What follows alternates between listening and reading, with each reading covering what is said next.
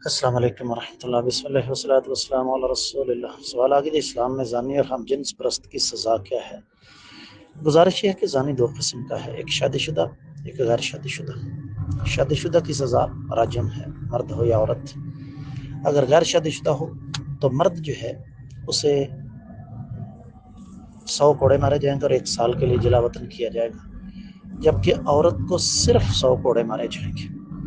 جہاں تک ہم جنس پرستی کا تعلق ہے تو اس کی سزا متعین نہیں ہے، اس کو کہتے ہیں تعزیری سزا۔